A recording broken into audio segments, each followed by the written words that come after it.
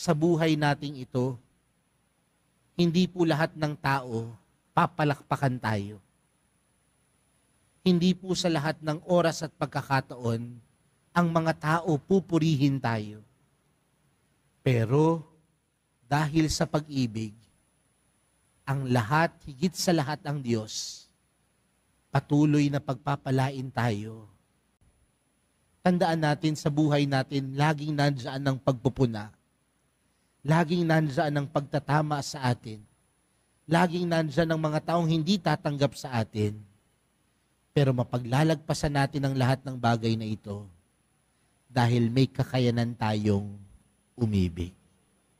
Ang pag-ibig na ito ang tutulong sa atin upang laging magbigay papuri sa Diyos sa lahat ng bagay na ating ginagawa. Amen.